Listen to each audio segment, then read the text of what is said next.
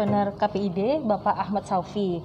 Nah, kali ini tim Humas Bawaslu Provinsi Kalimantan Selatan ingin berbincang-bincang sedikit nih Pak. Iya, boleh.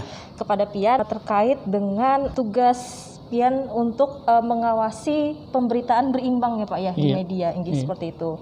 Kira-kira nih Pak, apa saja sih kendala yang Pian rasakan selama ini selama Pian mengawasi pemberitaan berimbang yang dilakukan pada saat tahapan kampanye ini Pak? Iya.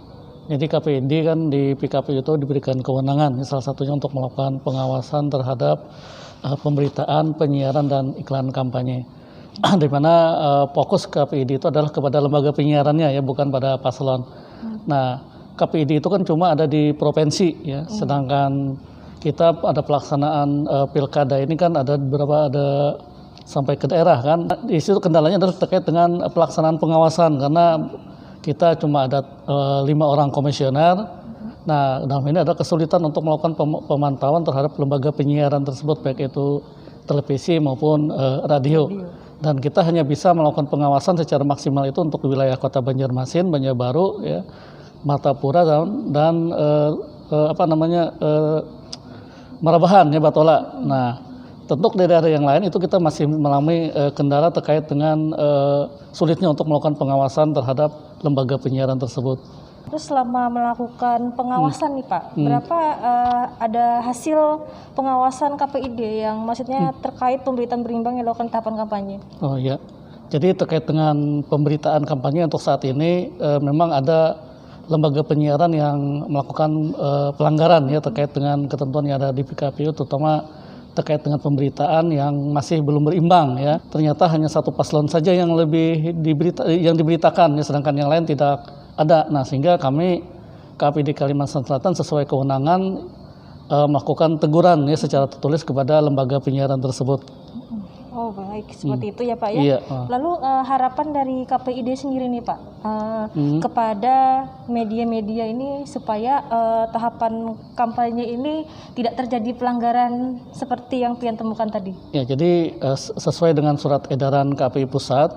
Nah, kami berharap semua lembaga penyiaran ya, baik itu televisi maupun radio itu melaksanakan ya terkait dengan surat edaran tersebut, di mana mereka di dalam hal pemberitaan maupun penyiaran itu lebih berimbang dan adil ya. Artinya jangan sampai hanya menonjolkan kepada paslon tertentu saja, tapi semua paslon itu diberikan slot siaran, ada spot siaran ya yang sama ya, supaya nanti rasa keadilan bagi para paslon dalam hal pemberitaan itu mereka lebih merasa terayomi ya. Seperti itu Pak. Iya. Apa saja sih Pak titik-titik penting yang menjadi fokus pengawasan di dalam pengawasan kampanye ini Pak? Ya.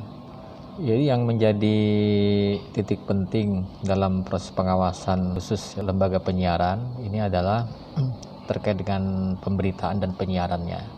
Lalu kemudian pemasangan iklan kampanye melalui media kampanye di lembaga penyiaran. Nah, ini menjadi fokus bersama kami antara KPU, Bawaslu dan Komisi Penyiaran Indonesia Daerah Kalimantan Selatan. Nah, 3 institusional ini meramu untuk bekerja sama dalam melakukan satu proses pengawasan. Dan kalau kemudian nanti ditemukan ada dugaan pelanggaran, kemudian 3 institusi ini akan merapatkan ini pada aspek dugaan pelanggaran apa kemudian misalnya yang melanggar itu adalah pasangan calon, itu nanti rekomendasinya ke Komisi Pemilihan Umum. Namun kalau kemudian ini terkait dengan konten atau isi siarannya, itu nanti rekomendasi Bawaslu kepada Komisi Penyiaran. Tentu saja Bawaslu dalam hal ini dapat melakukan satu proses pencegahan terhadap pemberitaan maupun penyiaran dan iklan kampanye ini. Pemberitaan dan penyiaran kampanye ini sudah dapat dilaksanakan oleh lembaga penyiaran mulai di awal kampanye. Jadi tanggal 26 September itu sudah mulai nanti sampai pada tanggal 5 Desember. Nah, untuk iklan kampanye tentu saja waktunya dibatasi sampai 14 hari. Jadi mulai tanggal 22 November sampai tanggal 5 Desember. Tentu saja kalau kemudian nanti ditemukan ada iklan kampanye sebelum waktu yang telah ditetapkan, maka kemudian ini dapat dikategorikan sebagai kampanye di luar jadwal.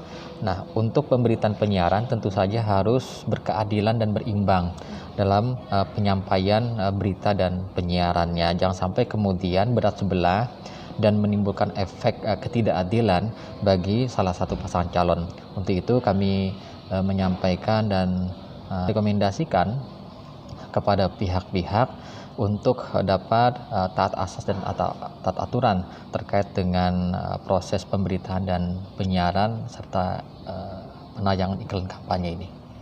Baik Bapak, terima kasih Pak. Iya. Mungkin itu saja Pak bincang-bincang singkat Makasih. kita hari ini. Nggih. Iya. Semoga Bapak selalu sehat. Amin ya Allah. Iya Pak, semangat dalam melaksanakan tugas ya Makasih. Pak ya. Makasih. Iya, baik.